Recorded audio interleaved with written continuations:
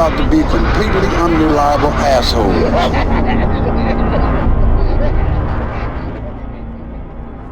Timothy Aslan, hello. Hello, Ryan McDuffie. Here we we're are. E.T. touching. Back in the car again. Welcome. Welcome you. Welcome to everyone else listening to episode 29. So Wow. close to 30. Wow. Episode 29. It's like we're almost a mature adult. Yeah, exactly. Almost.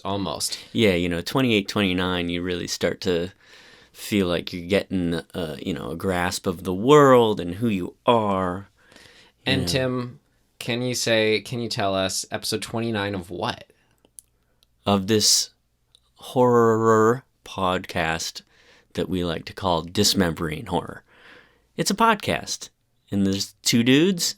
Yep, I'm Ryan McDuffie. Like every other podcast, and I'm Tim Aslan, and we just talk about stuff, like specifically a horror film that we watched.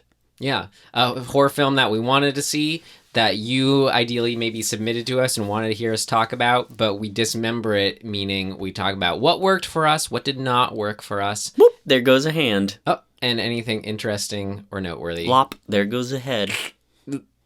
I might lop a head off of this movie. Yeah? Yeah. What does that mean? It means that I want to dismember it, like, pretty hard. Oh, yeah. Let's just get a good satisfying swipe at the head to it. Yep.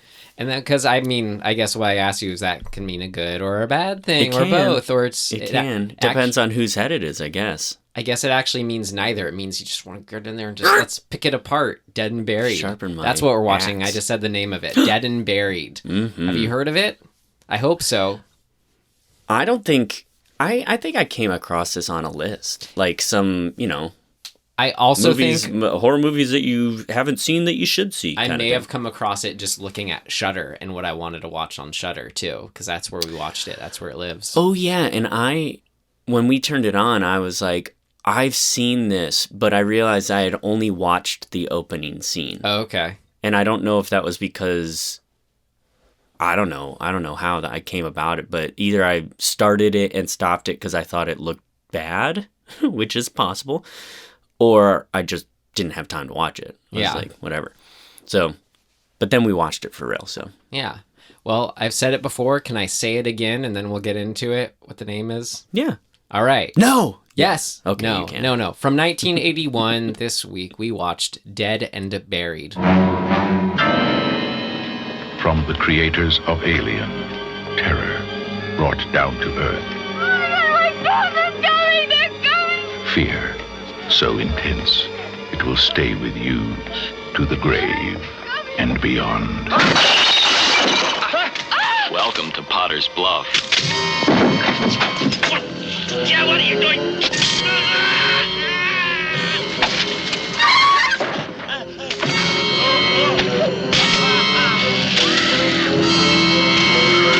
Two murders, Dobbs. Both strangers. Two murders in a town no bigger than a postage stamp. When you die in Potter's Bluff, expect the unexpected. Alright, just lie still. I'm gonna give you something. It's gonna make you feel even better. Hell is going on in this town? A killer maniac is loose out there. First murderers, now body snatching. My God, I can't believe it. Potter's Bluff, a nice place to visit, but you wouldn't want to die there. Mm-hmm. Yeah. We sure did. Yeah. How about a summary? Ooh, okay. In the sleepy New England town of something Porter fucking Pottersville. Potter, No, wait. Potter's Bluff. Potter's Bluff. Got it. I was joking because it's not It's a Wonderful Life. Yeah. So in Potter's Bluff, Dan, the chief of police, has come back from an uppity education in criminal law. So he's the outsider. And mysterious murders start occurring, and he has to figure out what the fuck's going on. And it's also, and it's the paranoia of like, am I the only one who thinks this is a big deal? Right. Yeah. Yeah. So this is an old trope. I mean, it's sort of like the what's going on in the town. Am I crazy or is the town crazy? Mm-hmm. The town is crazy. Spoiler alert. But that's kind of it. I mean, What was that? Spoiler alert? yeah, we don't even What do you bother. mean? What does that mean? I don't get it. Yeah, you shouldn't. What's a spoiler, There's nothing Tim? to get. Well, it's a thing you put on the back of your car Okay. if you're super cool. So then what does that make a spoiler alert? Because I hear people saying it a lot these days. I just have no idea what they're talking about. Well, we're hoping that you watched this, and if you didn't, you don't care that we're just going to tell you what happened. Why are people saying it so much? Because it's a thing. It's a cool thing to say. Why do I hate things so much, Tim? I don't know. Why don't you love everything, Ryan? It's, I do love it's that I feel like I'm like the original hipster. I love everything and then everyone then loves it, and then I'm like, well, then why do you make fun of me when I liked it first? Like, It's big, resentment. Big You have sunglasses. resentment. Yeah. Yeah, I get you. I resent everybody, Yeah. so I'm with that. Spoiler alert. Tim resents everybody. Oh man. Well, That's a good summary, though. yeah. I mean, what else can you say without just sort of giving the whole thing away? No, I mean, we don't want to. The point of our summary is just to sort of what was our... give a little perspective. We're hoping you watched it, but there's just a little context for if you hadn't, but more so, there's a little of like how we viewed this movie, because it's our subjective Actually, view of yeah. it. And I mean, in making this summary fairly simple, that is kind of reflective of how I felt about the movie as a whole, to a certain degree. Mm-hmm. But I didn't hate it. What would you rate it? Oh, we're rating it now? Yeah. Okay. I rated it a hearty rent it. Really? It lived up to sort of my base expectations of like, I want this to at least be this certain level. And it was. Like, for me, it was just kind of that, there's that threshold of something being like great. Yeah. Like, and then sort of put it, in the framework of other sort of late 70s, 70s films. This is 81, but it does not feel, it feels like definitely a 70s film. You know what I mean? Yeah. Right? I do. But like, Oh God, do I? if just directing wise, it was just held back that little bit, but it felt like, kind of the poor man's John Carpenter, or like, Sure. Yeah. Philip yeah, Kaufman directed one of my favorite 70s horror movies, Invasion of the Body Yeah. Snatchers. Oh, yeah. Right. The 78 one. And so it had so much I loved in it. I loved the actors, the story, the writing, the setting. Why the are you mood, getting into the what you pacing, liked the already? deaths. Because this is my in summary review. Damn it. Okay. Yeah. Go. Of why I gave it a rent That's it fair. with an exclamation point. But it was just like, it was just kind of something in the directing just was lacking in that little bit. But because of all those other things, specifically the kind of style of the film that it ended up being, that is like, you either are on board with that and you aren't, and that the style that this film ended up being like really appeals to my sensibilities. Like, I'm very forgiving for a film that's of this. You would watch this again more than one more time. Yes. That's interesting. Okay, cool. Yeah, I liked going there. It'd be like if someone hadn't seen it and I know they also kind of liked this vibe of Sure. film, I'd love to share it with them. Cool. I don't feel the same way. Mm-hmm. I just think streaming, it just doesn't, it doesn't have enough execution of what I like for me to rent it again. Like, I don't know if I'll ever watch this again. Maybe one more time, but that's about it. So it just doesn't, for me, justify renting, yeah. Like, I wouldn't pay money to see it again. Yeah. I just wouldn't. So stream for me. I'd love to go see this at like in the New Beverly or something. Okay. I can see that. I see. Maybe. I do get why people do call it a sort of maybe a lost classic kind of film. Like if you were more forgiving of the things that I'm even not forgiving of, then I could really put it there. But as sort of when you are doing what we're doing with the show and trying to dig up at least, maybe this wasn't the gold, but this was the silver that makes me want to keep looking. I get you. Yeah. I don't know. I mean, Well, let's get into what worked, because I think there are things that I can parlay what worked into a broader, idea. Great, then let's do it. What worked for us? What worked for you? What worked for you? It worked like a charm, Smith. What worked for you? Well, I got a good list Do here. you? I don't know about you. I have a pretty good list. Well, what's on it? Well, so kind of what I was just saying or getting at is, I mean, I guess I could have said this in talking about how I rate it, but I think that this movie, it has so many cool ideas and story sort of things going on that I just wish it all came down to execution. And so I kept thinking, fuck, I would really like to see a remake of this. Yeah. A modern remake of this particular story, I think would fucking be awesome. Because the story is strong. The story and the script for me were really, really strong. So that by itself, the story and kind of the Twilight Zoniness of it. I mean, and we've got a new Twilight Zone show about to start, which I'm very excited about. So it's like, there's something about that style of storytelling that I fucking love, where it's like, it's not just like, oh, a little twist and turn. It's like the character's world is getting fucking shattered. So can we... And I love that. Right. So specifically speaking, I think the big moment of this movie is Freddy, the photographer in the beginning who gets killed.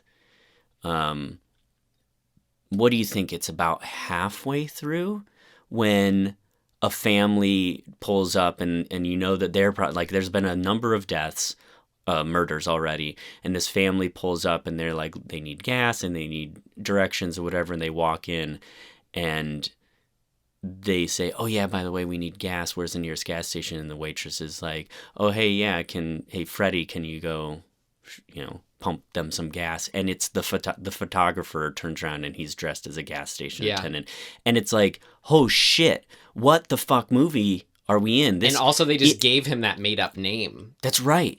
So that moment singularly made me go, oh, this movie's actually, because at that point I was like, yeah, it's okay, but it's got kind of whatever stuff going on and I'm not completely in. So maybe it wasn't exactly a halfway point, but that moment made me go, oh shit, there's more to this for sure. And I don't know what it is. Like, they didn't tip their hand enough up to that point for you to be like, okay, I get it. It's reanimated, blah, blah, blah, whatever. Well, it was playing that tension of there's something going on. Right. But you don't know. And even seeing him doesn't reveal what's going on. This is the guy who died at the beginning who it's like, wait, he's not dead. Wait, what's going on? Right. And we saw him dead. But burned. I mean, not dead. It was that he was disfigured. And that, so even just his sort of trajectory, the moments with his character are so fucking good. The opening, I mean, he's so weird, like such a dorky actor. I don't know if it's the actor or the character or whatever, but like that whole opening scene is pretty fucking cheesy. I'm a photographer. Yeah. And, he's kind of a goofy, goony looking guy and whatever, but he has the photo shoot with her and then he gets killed pretty violently. Like, he gets burnt alive. That's fucking You're harsh. saying so many things I want to touch on and jump in on, Tim. Okay, well, what I'm getting at specifically is another moment regarding Freddy that is fucking brilliant to me, which is the he's dead, right?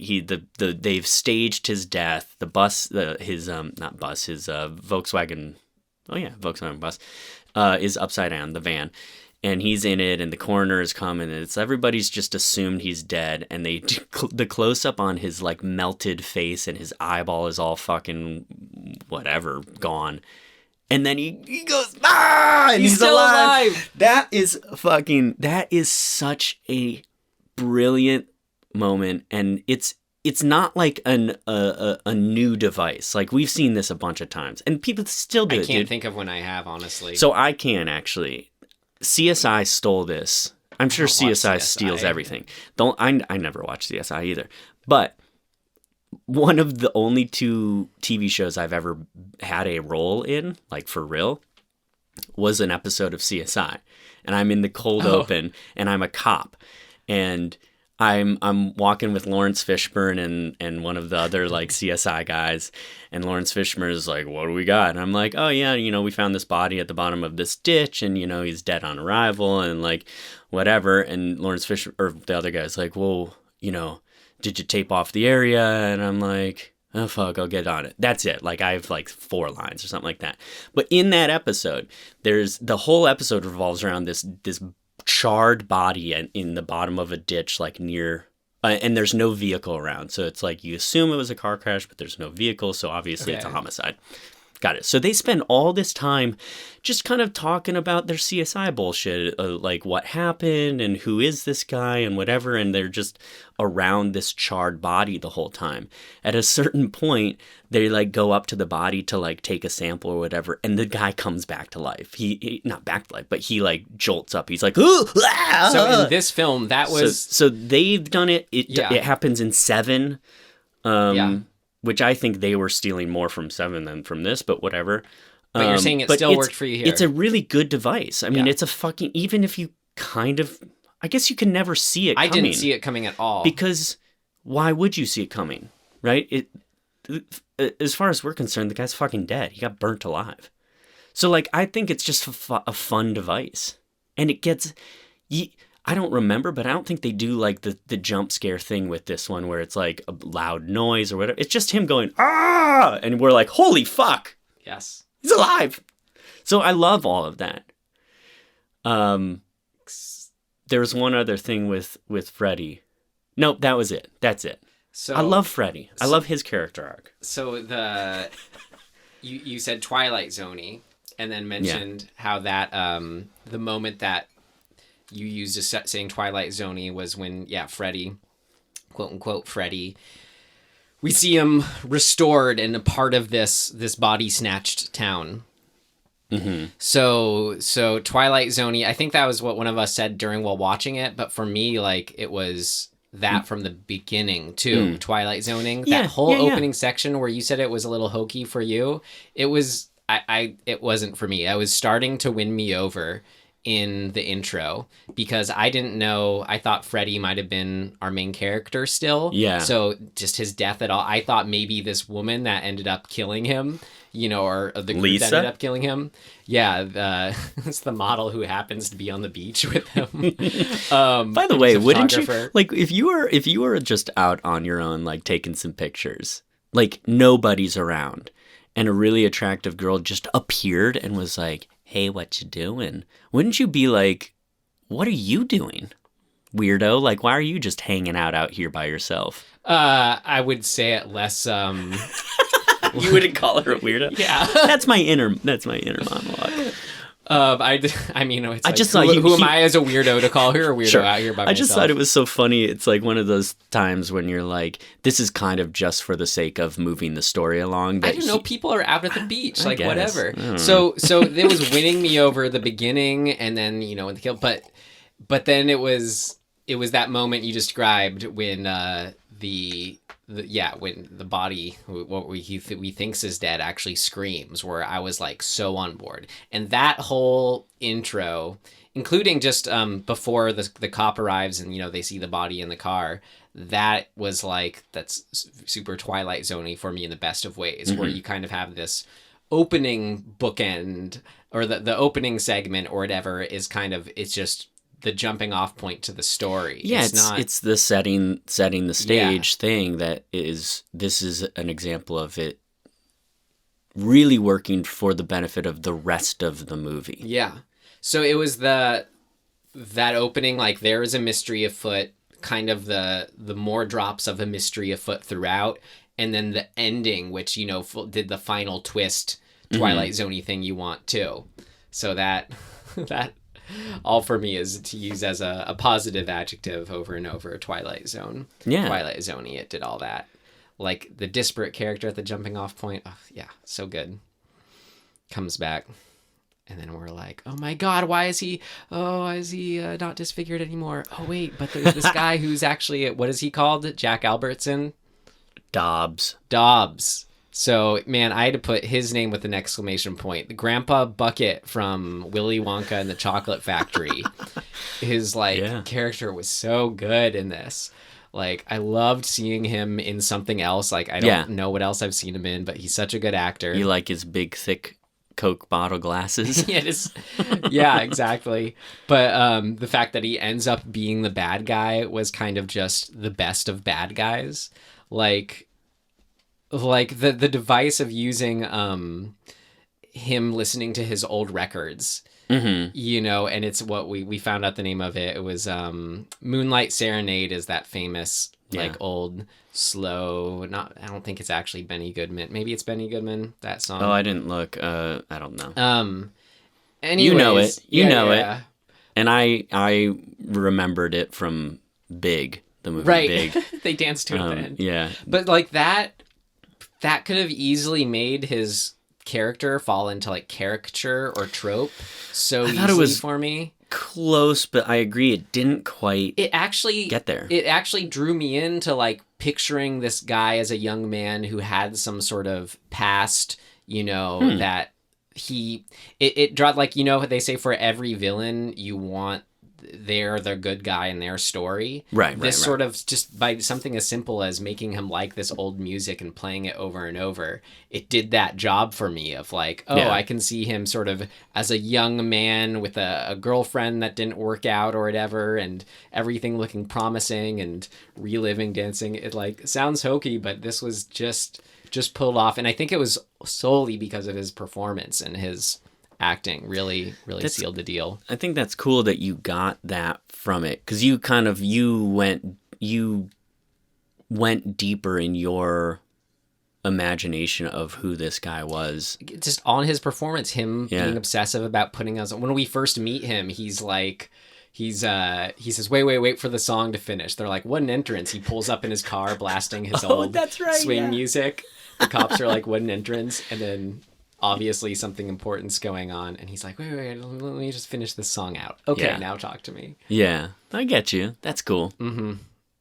I paid a little more attention, just, I don't know, his physicality, which I like, and I think it actually, it works for this character and for this movie too, but he's really frail.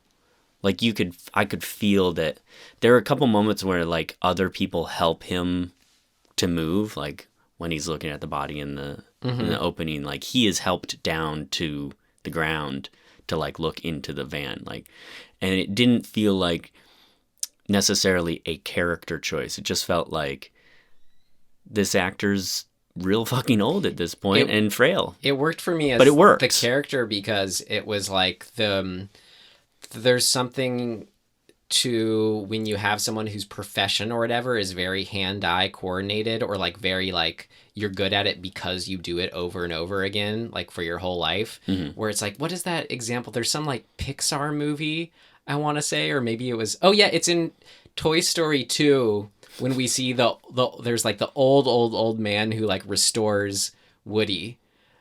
I don't remember this. Sorry. But anyway, go on. It's sort of like where you have someone who looks like they're just some super old person, but it's like when they go, they're sort of like, the glasses come down, their magnifying glasses come down, they get their little tiny exacting paintbrushes or whatever they're using, and you switch into the mode. It's like, even though we think they're weak because they're frail, they're actually an expert, an utter like expert at what they're Oh doing. yeah, and to be clear, I definitely never thought to myself this guy's weak. Yeah. There's just a frailty to him where I think it works for the character specifically in that ultimately you see that he's holding on to a thing, but his body is not cooperating with what he wants in life, which is essentially to live forever, which is such a cool thing to have that's a great character trait for the fucking coroner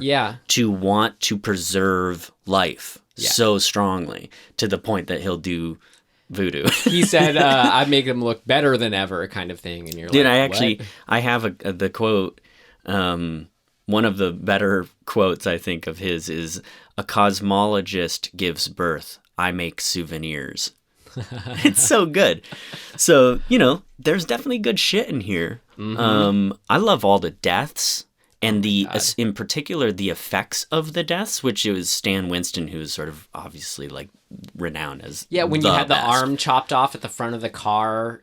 Remember? Yeah. It's just like, oh, that looks like an arm that's still and moving. It was still moving, exactly. The acid, I think it's the doctor that gets his nose filled with acid. That whole gag is fucking great and like pretty disturbing. Well, it's pretty incredible because it's the conceit around the deaths too that works so well and makes them so horrifying, both in sort of that for zombieism to work in this sense, it has to be an extreme... A violent death. Violent death. So that means they're going to come up with some crazy novel way that we're going to witness, burning alive, whatever, group stabbing them. Well, and then the fact that it proves how fucking talented Dobbs is, right? He had to get as good as he got at restoring how people look in order for his plan to work, right? Because I know that's a weird way of putting it, but in other words, he's clearly the best at what he's doing, right? Because in order for him to bring them back to life, the caveat is you have to die violently and more than likely be disfigured. But he's so fucking good at what he does, he can make them look exactly like they looked before. So it's this character building thing of like, he's that fucking good. I wanted to get into that, but I was saying about the deaths still. I said that was the one aspect that worked for me as far as like the deaths themselves, they have to be that extreme thing. Mm-hmm. So, but then what I wanted to say was how it's also, there's the where they're coming from, these zombies, if we call them that, these non-people. They're so cold and determined and ruthless in their approach, like that the death scenes themselves, aside from just how we said how they played out, which was great too, like their approach to the killing like was really unnerving and scary for me. It's kind of like, again, like I saw this as kind of like the middle ground between a body snatchers thing and a zombie thing. Yeah, it was an interesting middle ground. But there's like, it feels like normally like that. So the hitchhiker girl, I was sort of like, okay, obviously she's gonna get killed, but I was thinking like even she we're so used to sort of this, I don't know what you call it except for like the killer's seduction, where it's like there's that whole window that sort of pulls out that tension of, they're gonna die. Right. But there was something really horrifying about turning that idea on its head and just having these people, no, we're just gonna kill you as extreme. And it's like you wanted to almost see them like kind of enjoy the killing more, because at least that would have been more human. Like when they're all standing around the bonfire and the guy at the beginning. Right. That's what's so cool. Yeah. That's I get what you're so saying. unnerving and effective about me was like, and then the fact that they're going against a whole family at one point, it's like, oh yeah, no, you're just a husband, wife, and kid. Okay, but we're going to approach you the same way. Right. Yeah, that is cool stuff. I mean, I think this is why I kind of feel the what do you call it? The bones of what this story and movie is are fucking really good. Yeah. And, whether or not you like the execution, that's a different discussion, but like just at its core, the bones are fucking working. We'll talk about the biggest bone. I think the whole conceit is just them going like, you know, it hadn't been as long as it was now since the sort of those first zombie movies of like the 30s or whatever, that were that classic sense of the zombies, white zombie kind of being like, yeah, the voodoo hoodoo zombies. Right. So it was sort of right maybe at the peak, I don't know, I want to say, but sort of the Dawn of the Dead, like, okay, when the new zombie connotation. It was just this whole, the bones of this film were just saying, okay, well, what if we were to do a zombie movie again that was the old school? Right. Yeah, I dig all of that of saying like, let's go back to the roots of where this even started. Yeah, just in this new 1980 context. Yeah, and it's cool. I love that. I think it's really cool, like, whenever you get something where it's like, I personally really love anytime you start to peel back the occult and like that vibe of like, oh, there's this dark sort of underworld thing, the witchcraft, witchcraft and occultism and all that stuff. Yeah, there's something really cool, and I think it's because I'm like, ooh, that exists. Like, I want to go find that book. Like, what does that book say? And I've never, I don't know, do they actually exist? I feel like they only exist in movies, but they probably exist, right? Like, people go get those books. I have no fucking idea where they are. But the idea of that is really cool to me. It's sort of like in Ghostbusters when they're like, Tobin's Spirit Guide or whatever they call it. Yeah. I'm like, wait, is that a thing that they're referencing that's a real thing? Because I want to fucking read that. There are things like all those things that are, books are real, yeah. Right. I love that, just that exists, and it gets me kind of like excited. The idea of it is exciting. One of the horrors that it extrapolates for me is you have this like this coastal town setting, populated by white people, or suspicious kind of thing. The time that it's in, it's like there's something off about it all, but at the same time, it's like, oh, but it's also a place where you could go vacation, right, kind of thing. So then to have this totally other like dug up from the bayou somewhere, witchcraft voodoo book that's put in this new situation. That's what's so kind of fun and satisfying, I think, is sort of like this Jack Albertson character, and then again, like all his white people buddies, like you never expect it, but they are into hoodoo voodoo. Yeah, well, and in a way, it's the singularness of it, because they in effect, none of them had a say in this. It's just this one dude being into this one really obscure occultism thing. As he said, he made them, he programmed them. Right. So that's cool. I mean, we get the sort of the impression at one point with Dan's wife, Janet. Yeah. That because she's a school teacher and she's teaching this shit, and Dan finds the witchcraft and voodoo book, that like maybe it's what was it called, the satanic panic of the 80s, that maybe there's something to that where it's like, oh my god, it's this thing that's infecting our kids and the people of the town. And it's like, that's almost true. It's actually one step further. They're infected because of this one dude doing his thing. Yeah. Which is a freakier kind of idea, that this one person could control everything.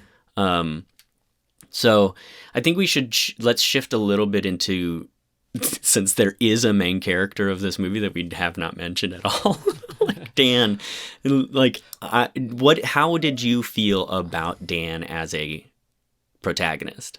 Great, but I had other things about Jack Albertson too. Because you love Jack so much. You know what? Okay, keep going. I'll bring those up in the moments. Okay, cool. When I get to those moments, because I did have stuff on the lead. I loved him. He was that for me. Again, you could almost call him caricature, but it's sort of like I didn't realize it was almost a sort of common like sheriff kind of character later on. He is the Stranger Things sheriff. Yeah. Someone who's the determined, curmudgeon-y bear with a heart of gold. Yeah. He's sort of we are endeared to him because he's so on his mission, but his kind of flaw as well as his strength is that he's always use his strength. Like if something's not working, he's going to yell at it until it works. You know, like what you said, how you loved every time he ran into a room. It's like, that's like my favorite thing. I have that as a note. Dan loves running into a scene and stopping mid-stride. Because he's not someone who stops and listens first. No, not at all. He barges in. But but like you see, it's the heart of gold thing that was authentic and made me like him. Like at that beginning when there's the one guy was trying to... Oh, yeah, he was trying to out the kid for smoking pot, like in front of this main character sheriff. And he's like, oh, he's a good kid. He just had a couple joints. You know, a little save the cat moment there. Yeah, exactly. Yeah, I mean, I think he's most of the time a pretty endearing and worthwhile character. I would like to have gotten a little bit more out of him, I guess. Yeah, I think it was just his casting matched the character so well for me that it's doing the job in itself. Like I knew he's someone who wouldn't cheat on his wife. You know? Right. Yeah, that's an interesting. I mean, the everyman sort of character is. I think you can go wrong with it, but they didn't. They kind of landed in a good sweet spot with him. Yeah, I don't know. I don't necessarily know what that means. Like the everyman. That's why I was trying to be specific in those other terms of like, who he is. Just seems like a guy you know. I think is kind of how I look at it. You think he's affable, right? And again, kind of, he doesn't really hide anything. Like you know what he's feeling at any given point. Well, and he's not, he's not so too smart for his own good kind of thing. He's kind of. He's trying to figure it out, and that's what we're doing as the audience. And so having those things kind of line up where he's not so smart that he's ahead of everybody else, including us. He's a little behind the ball, but he's working through it. And that, if you can hit that in the right level, we immediately feel like we are him, right? Yeah. That's a good protagonist. You want to you feel as relatable to that person as you can. Well, yeah. And experience, like we've talked about this a couple times now. It's like when you can feel like you're experiencing the story through that character, like you're going in a good direction. Well, it's different from the kind of like the more heady character. Like, so yeah, kind of what you just said. This character, he's figuring the information out because he's just diving into things. And then he sort of learns what he needs to know maybe just that second after, but like essentially when he needs to, he is getting it done. But also in a very human way, he's making false assumptions too, and then having those be cleared up. That's a very human thing. Yeah. So, but you could have that other, the more heady character who's kind of like, the guy in Zodiac approach, or someone who is like putting it all together and is kind of and then like knows the thing before the audience does. So sure, this is to try to transition into the overall feel of the film, the kind of movie it is. But it was the kind of film that had a pacing where it's like it could feel kind of like a little too sloggy or, not modern in the bad sense. But I think a big part of why it still worked for me was because of this main character being such a sort of driving forward force. Yeah. I never felt bored during it. That was one of the main reasons I wasn't bored during it. Yeah, because in actuality, story-wise, there's not that much happening, but Dan is like constantly running around trying to figure it out, and that pushes us forward. Yeah. And that's, there's so at the way beginning of this, I said that there's a kind of this is a kind of movie that really appeals to me specifically. I don't know, it is just that sort of 70s vibe film.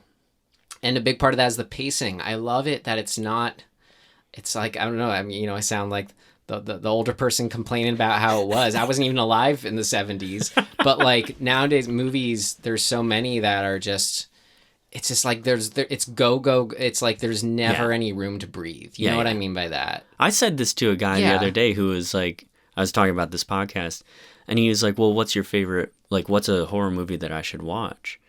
And I was like, well, for me, there's like 4 or 5 big ones right off the top of your head, like Exorcist, Poltergeist, Jaws, Alien, and I forget what the other one I said was, but The Shining. And he was like, "Oh, Jaws, yeah, is that good?" And I was like, "Yeah, man. It's even taking out the horror sort of classification. Right. It's a good movie. Well, It's got a pace to it that you, as a younger dude, might initially be like, "Oh, this is slow," but it's not. You brought up Martha's Vineyard earlier today, Tim. Oh yeah, and you were like, "Do you this know movie of it?" has this. My reaction was, "Oh, I've been there." Because I've seen Jaws. Right, just because like of that. Jaws, yeah. exactly. Something that's that well done as Jaws, but we're talking about pacing here and now. Like this film, it has the pacing. I can go to this place. Right. Like I put on the film and then the tempo of the room goes to here and that's okay. And I love it for that. And it speaks to the vibe of those little New England towns, which just because I'm from essentially that part of the world, I've spent a lot of time there. And like, it's true. It's sleepy and there's there is a pace to those little towns and a vibe to them. It's sleepy, but there's a yin to that yang, and that's the horror. Yeah. No, and it's very true, actually, because if you, in those little towns, depending on which one you're in, like, you can kind of turn down the wrong little alleyway and be like, So that setting, though, that's a good feel. Yeah, that gray New England coastal town setting, though, that also contributes to that feel. So if it's the pacing for me, it's the setting, it's the literal film grain and film. Okay, yeah. And it's the lighting too. Yeah. Like is in such a way where I just love, like, it not only gives it the 70s mood I keep referring to, all those things, but it gives it an authenticity where I can actually get into it in a sort of involved movie sense. Yeah. Like I was always so skeptical of films nowadays. Like, I always defaulted to, like, oh, and if I'm making a horror film and I want to be scary, it's just always shoot film kind of thing. It lends it an authenticity, which I think is true. But now I've realized what's also true is I have seen enough modern examples. Sorry, this is kind of a tangent, but enough modern examples where it is, like, clearly shot in, like, a good-looking, like an Alexa or whatever, like that. Yet it still has an authenticity. But anyway, this is, since we're talking about capturing a specific mood, like the film grain, the look of it really contributes to that here for me, to that 70s mood. I love it. Is it gray? Mm-hmm. It was like, even though it's like the blacks are black, it's stuff clearly has to be lit. Like you can, but it's weird because like when we watched Lake Bottom, like I'm like, oh, there are the lights that are set up. Right. Here, it's like I should be doing that same thing where I'm like, oh, here are these lights that are clearly they need to like see anything at all on this, film stock. Yet it doesn't. I don't know. It works for me in this sort of stylistic sense rather than there are lights here. The setting helps it work. Yeah. Right. It's hard to get behind like if you're out in the middle of the woods and there's a giant fucking light somewhere in the woods lighting everything, you go, that doesn't really exist. But think about the moonlight, Yeah, no, I agree. But you see the construction of that in the Lake Bottom setting. In here, you forgive the construction of that because you're in a place that does have lights and does have moonlight, and you can manipulate that in a way that makes it feel more kind of genuine. Yeah, you're in a town, you're on a street, you're in a house, all those little things. I don't know. There's something to like the Lake Bottom when it's so sort of clean looking. Right. No, exactly. Then I'm like, well, just our cameras nowadays, like they've done this. You literally don't need to light anything. You can expose in a full moonlight now. That's true. Like, I'm like, just do that. Yeah, but then you have to schedule it on the full moon, and like maybe the star can't show up that day because they're shooting something. Just to make a point, though. I know. I totally do. So... do you have anything else? That's pretty much it. You know what else I have? Janet loves purple. That's it. Oh, yeah. The wife's clothes were great. I loved her outfits, too. Yes.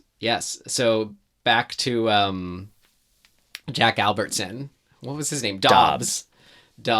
Old man Dobbs. So good. Like... I didn't put this down, but I remember during it, like, I just loved the story-wise of when... our hero, the cop, Dan, asks him, well, how do you do it? Bring people back to life? And he says, just, I take the secret to my grave, and then goes on talking. It's like kind of that, it's not like it could be a plot hole, but there's people that just kind of like, I'm not one of them who like, that's the how of it is so important to it. But I'm like, no, it's not important at all. Oh yeah. No, it's not. So it really isn't. We talked about this in something else, like The Babysitter or something. It's like, just give us the little glimmer. Open the book up. But we go, okay. It's a good way of saying, like, being like, I know I'm telling you just enough. So yeah. Well, and like we were saying, like, we've given that character enough other cool stuff and, like, depth that we're like, or we're on board with him being like, fuck you, I'm not telling you my secret. Right. I'm good at everything else. I don't need to fucking tell you. So sort of, again, like if we're figuring out that mystery of, how does this work? It makes us more involved. And that was, I think, one thing that helped inform what was the standout sequence of this film for me. Mm-hmm. Like where this film is just, it's working in every sense. Like wherever this film was lacking in direction for me, that we'll get to in the next section, this was not that. Was firing on all cylinders. I was drawn into how he was doing it, blah, blah, blah, like I just said. Was the single framed montage, the single shot but over time lapse montage of Dobbs changing the face of, oh my god, who had died at that point. The hitchhiker, right? Yeah, the girl. So it's like, that is fucking right. So good. So there's so many things about it that were working. Like up to that point, it was that I thought, all he's doing is kind of like fixing things up here and there. This shows he completely stripped the face down to the bone and muscle and then built it from on top of that. Sort of like, how they can, recreate what a caveman looked like based off of his bones. It's like, oh yeah, you can, figure out the face of that.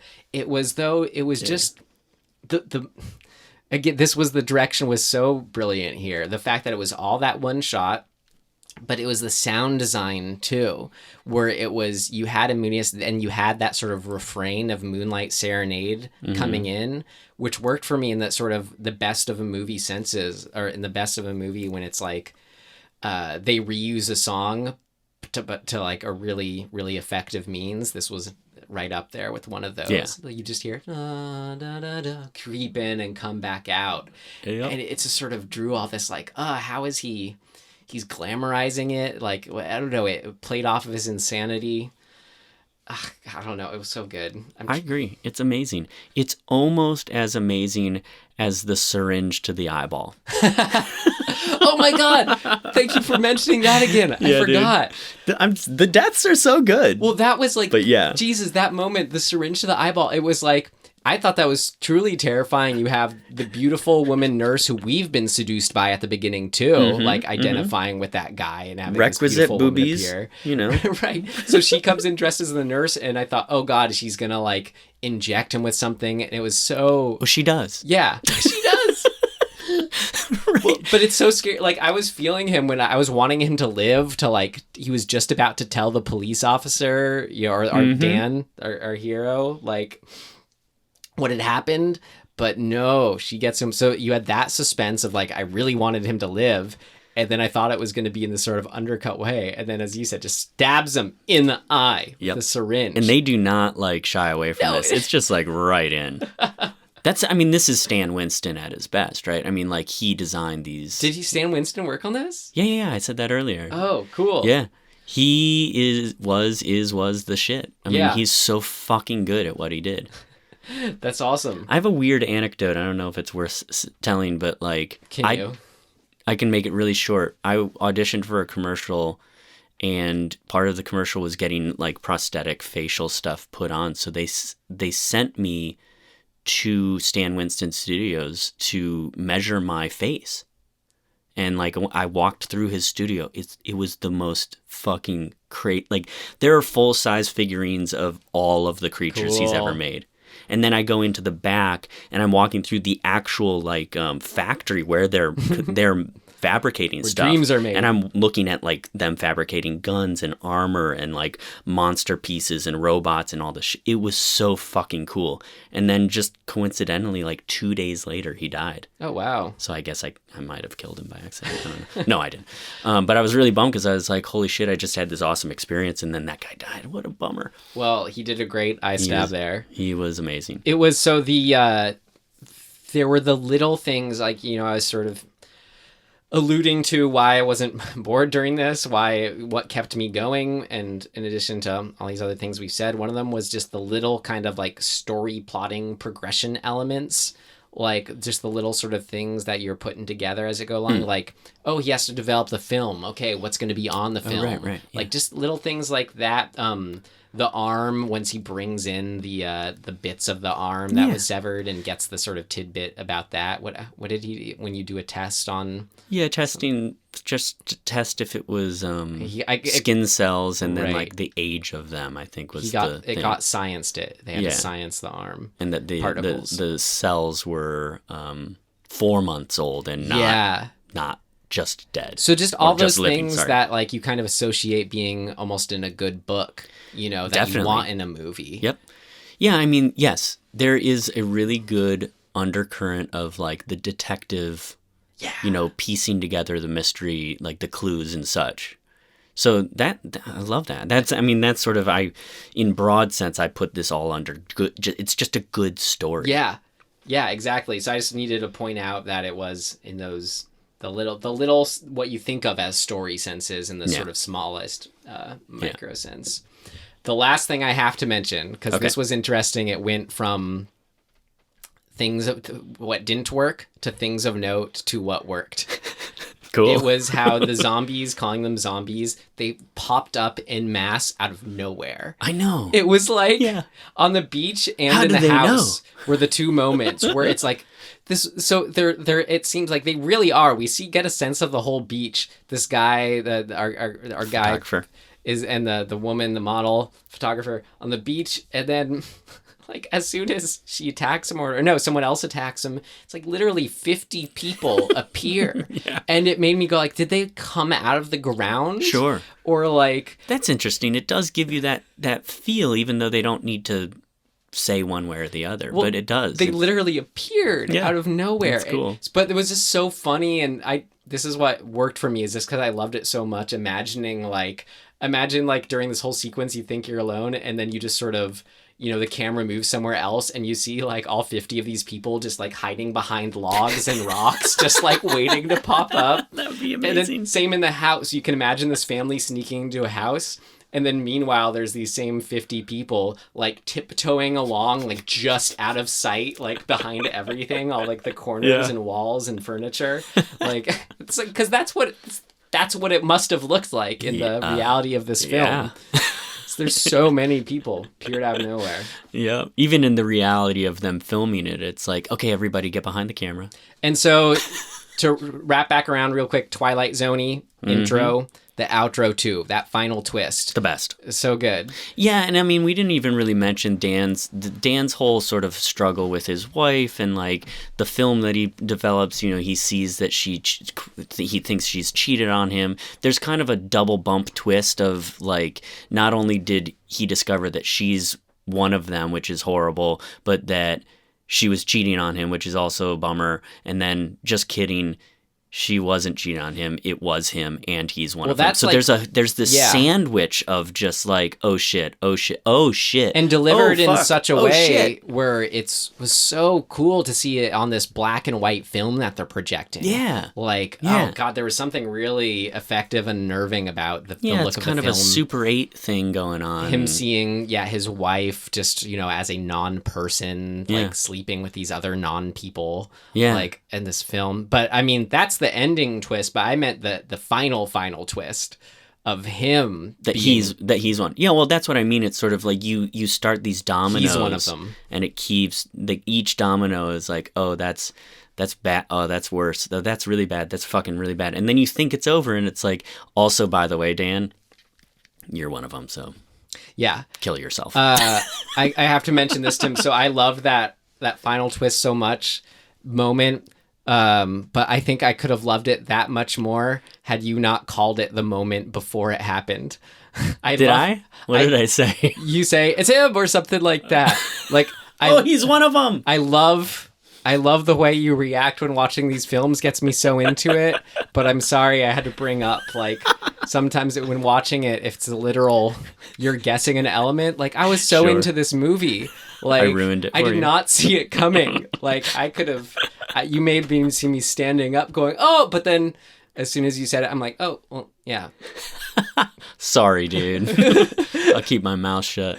But I mean, it speaks to, I still appreciated it and loved it, for that. Oh, that's right. I think I called it when you cut back. Well, they cut back to the film footage of her having the knife in the back of the person she's sleeping with. Uh-huh. I was like, oh, it's gonna be him. Yeah. And then he rolls over and it is. Yeah, so sorry. So it was like, but I got very excited. I was in the place the movie wanted me to be in then, and that was really fun. Lastly, and because it ends on this, my favorite part of this entire movie is the fact that it ends with a freeze frame. It's like Dan's like, no. Well, with that, can we transition into what did not work? Yes. It's not ready yet. Seems to work okay. No, something important's missing. What did not work?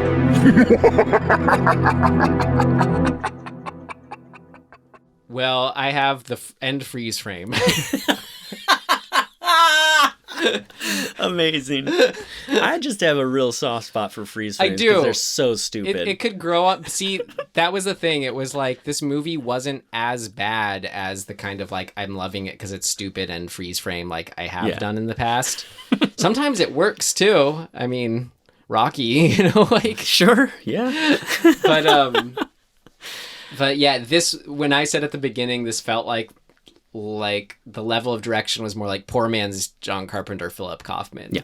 That was a sort of what first came to mind, was that end freeze frame. It felt very like, okay, I guess I'll do this. I mean, overall, to me, and I think I said this when we were watching, I was like, was this made for TV? And it wasn't, but it just has the sort of, to me, that, I don't know, maybe schlocky is the wrong word, but just kind of low rent TV direction, like episodic TV direction, where they're just going through the motions. Yeah. Now, to say that the whole movie is inaccurate, because there are a bunch of like you brought up, that sequence of rebuilding the face is amazing, and that's really brilliant direction, and there are little things here and there, but as a rule, the rest of the movie, sort of the meat and potatoes of the movie in terms of direction, I thought was just incredibly fucking like baseline, boring, like standard. I mean, for example, one of the worst things for me is the reverse shot. Right? It's like they're just taking a 2 over the shoulder and they are having a ping pong conversation where it's just like, we see this guy talking, then we cut to this guy talking, and this guy's saying his line, and this guy's saying his line, and then this guy says his line, and then this guy says his line, and then this guy says his line, and I'm like, I'm gonna fucking lose my mind if I have to watch this version of how you shoot a conversation. It's like, it drives me fucking crazy. So that, I totally agree with you, and it's what drives me crazy, that it's like I don't like it, but then like the sort of another example of that for whatever reason specifically drives me crazy is when it's the sort of wider shot version of that. Like, I love a good wide shot that just lets you observe the action, just kind of let it play out, but there's something so non-deliberate, kind of like the shot reverse shots, the non-deliberate about just, he's just walking in the room. Nothing about the camera is revealing the inner state or the tension that we should be feeling here. Like, I want to compare it to the Invasion of the Body Snatchers that I love so much. But it's like there's such a tension and atmosphere just with people talking to each other, of just that plays on the Body Snatcher thing that both these movies have, of like, I don't know who to trust. Like, I'm suspecting everyone. There's such an unnerving element to that, and the film, like how it's shot, that's framing, right. And the camera movement, all that, it's just, it wasn't firing. Yeah, because there's sort of, there's multiple ways, but there's a standard sort of idea of how you progress visually through a scene. Yeah. Right? The most basic sort of version of that is that you establish in a wide, you punch into a fucking medium, and then you get closer to each character as the scene progresses, right? And you end up getting to the root of the scene in close-up. That's in editing. Right, but even in shooting, you shoot all of those setups. But in order to, you're going to figure it out in editing. Right. And so that's a very standard kind of way of looking at how you shoot. And in this, they were like, no, I mean, maybe it's budgetary, but it's like we have enough time to shoot these two over the shoulders, and those are it. That's our only setup. Oh, later in the movie, there's like what you're saying. There's an entire scene in his office between him and Dobbs where it's just a single shot wide, the entire conversation, and they're just standing in the room. Yeah. And it's like, what? Like, why? We're doing nothing else with this? Like, why not? Right. It was all especially tragic to me in that I really liked how it was lit, as I already mentioned, too. I know. Like, just that look and feel and the film stock itself. Yeah. But, like, you have, we watched those... like, no close-ups in this movie. Yeah. There are fucking none. We have those recent Argento movies, which is... Right. Maybe that's why we're so sensitive to this, because we're like, that's how you fucking do it. It's because that should be the baseline standard. I agree. If you're given this opportunity, go all out. Yep. But it's actually kind of funny, because that's a good sort of shoe, is the other shoes are on the other feet between Argento in this film, because like what was in Deep Red, what was lacking so much for us was the story and the script. Yep. But how it was shot was the sort of highlight, and this was just the opposite. Can you imagine this story shot by Argento? I mean, fucking hell. This would be a way more famous film. Oh, I mean, it would be way, way up there. Holy goddamn. Yeah, that would be so good. Be so good. That's why I would love I want somebody to remake this movie. Maybe we should do it. Yeah. But like, fucking awesome. Right. Like, yeah. It's got so much in it. Just there were scenes between the people where whatever, like how I kind of talked about before, things that I was projecting onto it was just because the performances were bringing them out, or because like the context of the script, like, oh, I know when he's interacting with his wife here, something is up. Like you said, their kiss was awkward. I'm like, I think that was not unintentional. Right. No, yeah. I mean, yes. Or it played to it. It played to it, for sure. Regardless of the reality. But if the filmmaking itself was... So I've fell into that. But like for you, it was like the filmmaking itself, maybe you would have... It could have done something to make it sort of support, oh, this is supposed to feel a little uncomfortable. You're right. Insofar as up to that point, I've already kind of determined that there's not great direction going on. Yeah. So I've now left the world of the movie, and I'm looking at it I'm judging it almost too technically at that point. Yeah. And assuming that anything that is unappealing is because of the direction, not because it was intentional. Well, it's interesting because like you have... It's like, I don't know if there's different people are attuned to different things more, or if it's a sort of overall level of not being very forgiving about things across all levels. But like, I find myself being very much more forgiving to this kind of direction versus, because you have the performances that are still bringing me in. You have everything that I mentioned that is still firing. But in Deep Red, like, whatever's lacking in the story and script, again, it just does not, the direction did not make up for that for me. Yeah, I mean it's a lot of the time it's cracks in the ice. And what I mean is, once you start seeing certain things that are not executed great, the cracks just start to spider out, and then that's all I can see. Yeah. Like, I get kind of on that train, and it's hard for me to appreciate what's working once there's so many cracks. Because then I'm just thinking, fuck, am I going to fall through the ice? Yeah. So I think that's just my, how I kind of operate. What makes up for me, like I can see, let's say like you just love Giallo so much that the sort of story elements aside, it's still great. But for me, it's that I love this, we don't have a word for it like Giallo, but these American 70s,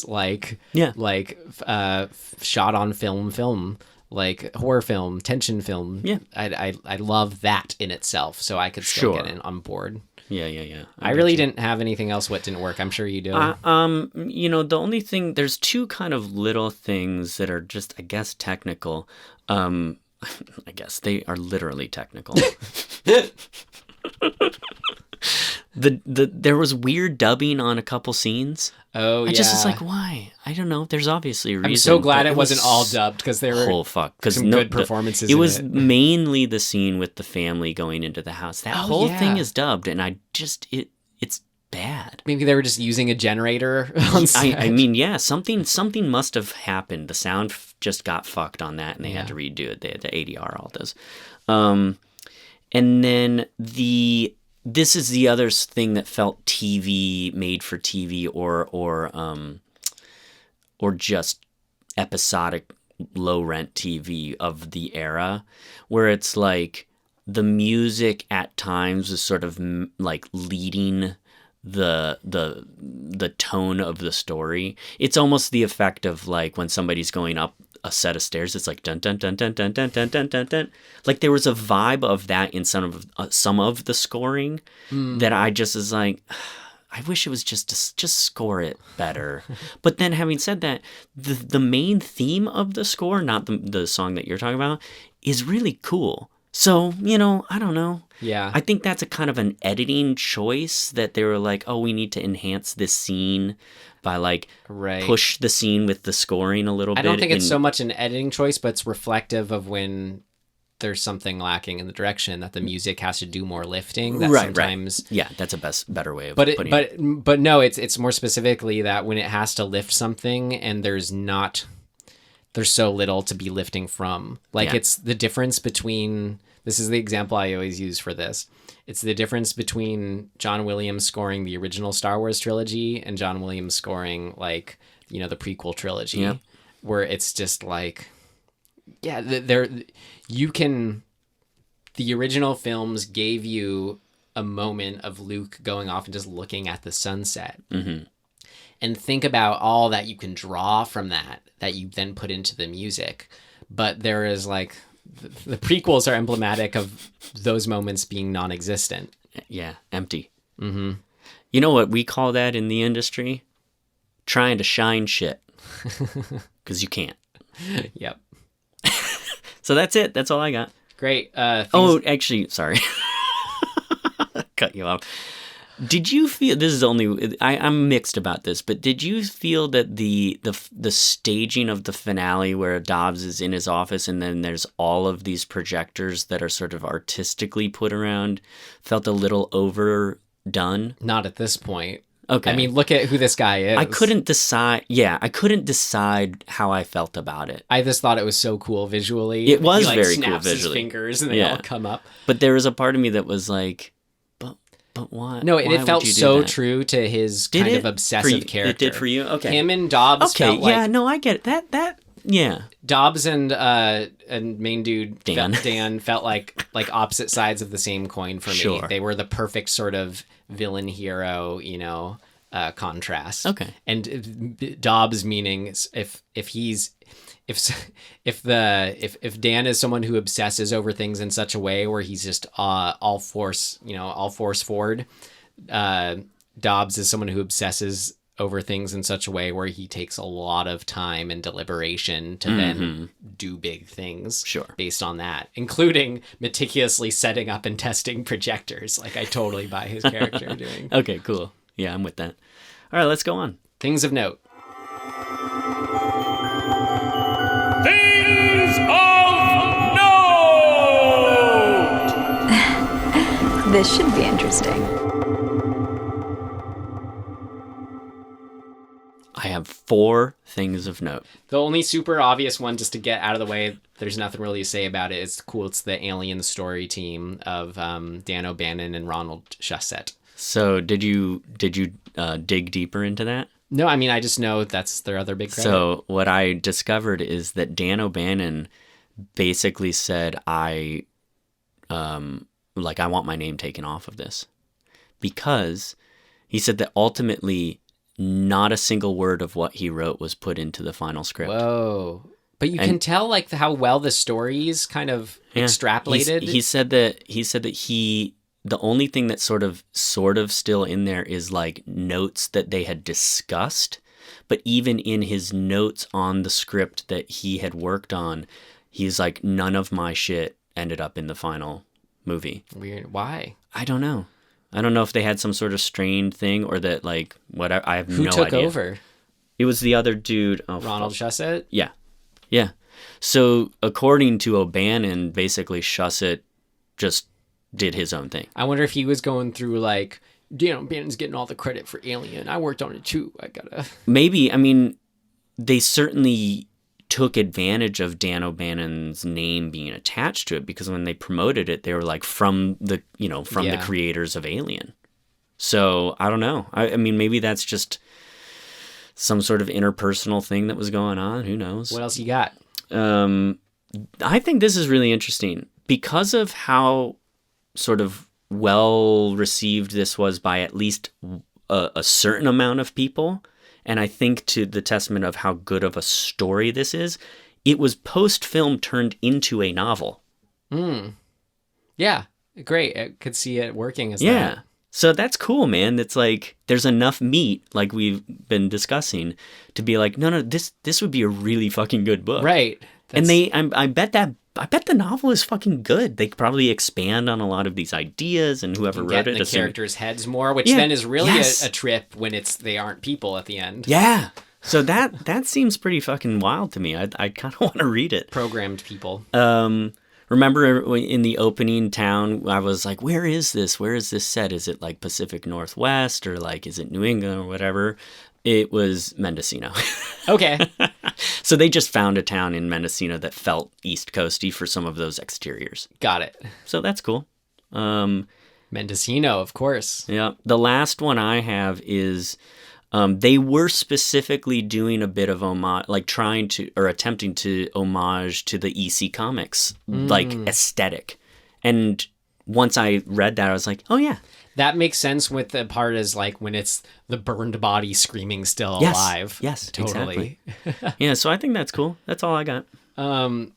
This was just looking at, these different cast members. Lisa Blount, who is the girl on the beach, who makes such an impression and really does a lot to draw you in. She's interesting. She seduces you like she seduces this guy, on the beach. I mean, I only mean this as a more sincere rest in peace, not as sort of like whoa. But she died at 53 years old. Really? It's pretty tragic. Yeah. She, and the story is, again, I don't mean to like, what's the word? Be ghoulish about it? Be disrespectful, but more saying it hopefully as just, paying respects. She was found dead in her home by her mother. This was in Little Rock, Arkansas. The coroner told them that she appeared to have died 2 days earlier. No foul play. And then the coroner didn't release an official cause of death, but the mother said that her daughter had suffered from idiopathic thrombocytopenic purpura, which its low-level platelets keep blood from clotting and lead to bleeding and bruising. She says because she had this thing, the mom suspected, I think this may have been a part of the problem when she passed away, because when I found her, she had a purple look on her neck that looked like blood on the surface. Weird. So just a really, I don't know, pretty tragic but specific way. But yeah, but I mean, I clearly love this movie. Other people love this movie, so I'm glad we have her immortalized, and really, really did a lot to, I think. As I said, the actors made up for the lack of direction in some areas, and that opening scene, honestly, both of them did a big part to help me enjoy this movie. So thank you, Lisa Blount, and rest in peace. Well, we did it. Yes. Dead and buried. So what do you think? Should we I hope people watched it because it was good. Yeah. If you didn't, definitely watch it. So let's do my turn. No recommendations. I am rereading. Well, I'm not even rereading. I never really finished World War Z, the book. And I picked it up the other day and was like, maybe I should fucking give this another go. And I'm enjoying it much more than I did the first time I tried to read it. So that's mine. Cool. It's Max Brooks. I loved the Zombie Survival Guide so much. I got it when it first came out, which was the precursor. Yeah. But then, like, this is again, I brought up earlier, all of a sudden when everyone gets on board, it makes me feel weirder about liking the thing. I excitedly bought World War Z, but never read it because, like, everyone was telling me it was the greatest thing, which is so stupid, I know. Like, I know, but it is a thing, and you kind of just have to wait until you're ready. Yeah. That may be part of why I didn't get into it initially. Yeah. But yeah, great. It's cool. Your recommendation, too. Yeah. It's cool. I want to recommend something kind of coming off of last week. This segued nicely from last week's Evil Ed. Remember, we were kind of talking about how there's a certain spirit in those movies, Bad Taste, the early, first Evil Dead, those filmmakers' early films, where it's like there's clearly, like, you could just say you could rag on it for the low budget, but it's you don't at all, because there's such a vision behind it and such an enthusiasm behind it that sort of, stems from, I think, their youth. And all those things is what wasn't working in Evil Ed for us, was lacking Evil Ed. So I saw the film Murder Party recently. I've been meaning to watch that because that director, Jeremy Saulnier, dude. So Green Room and Blue Ruin are two of my favorite fucking movies. And he has a newer one on Netflix now called like Hold the Dark or something. I haven't watched it. Oh yeah, it's the Alaska sort of missing person. This was a while, like a good amount of years, and it was. You can see it on display. He's made this film Murder Party with his friends, like in their early, mid-20s kind of thing, it looks like. But it totally captured that same spirit of, like, when you see those other filmmakers that, we look up to early films of it, even though it looks shoddy, blah, blah, blah, and like some stuff doesn't, fire, it's just so good, like what it ends up being, how they do end up making interest, how they're all that they pull off with what they're working with, making it interesting in the end, it's really fun. I recommend Murder Party as a sort of like really interesting, more modern equivalent of whatever those other films were. All right, I've been meaning to actually put it on, so I'll watch it soon. Cool. All man. right, now where's that hat at? It's hiding. Aha. It's your turn, right? Yes. All right, next week's film. All right, we will be watching, I think it's an aughts film, Ghost Ship. Oh, man. Ghost shit is probably more like it. This was I remember this. A friend existing. of ours. A friend of ours on Instagram. This is This is their This is a film that I saw was a favorite of theirs. So cool. I'll give her the shout out for next episode. I don't remember if I've watched this. It looks to me remember like it existing. The vibe for me was kind of like, looked like it was 13 Ghosts, which was one of those movies where at the time it's like you kind of not love it or hate it, but love it and hate it. Because there's so much. But I think now that we're separate from them, like 13 Ghosts is one that I'd be curious to go back and rewatch. We're like.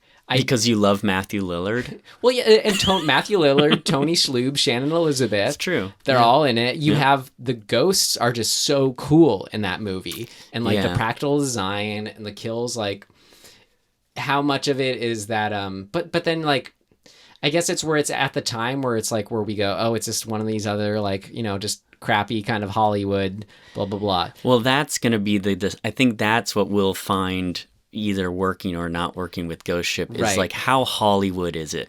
But I guess what I'm pointing out is I think because those are more now specific to a time rather than sort of, the movies they're making nowadays, maybe they'll be better for it. Yeah, I mean, I'm curious. This will be a fun one. Exactly. I'm curious too. All right. Well, watch or don't watch Ghost Ship with us for next week. But if you didn't watch Dead and Buried, we did fucking spoiler alert. We did get into it a lot, but I could say you watch that. That was really good. But if not, Ghost Ship next week. Cool. So yeah, we have a website, dismemberingHorror.com. We have an Instagram, Dismembering What was that? Horror.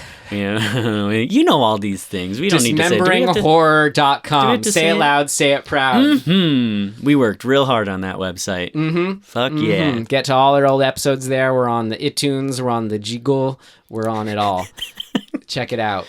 Yep, my name's Tim Aslan. You can find me there. Yeah, I'm Ryan McDuffie. You go down to that little bio section, our bio section on our website. You get to our links there. Cool, guys. Thanks for listening. Yes, thank you. Thank you. Thank you. And see you next time. Take care. Bye-bye.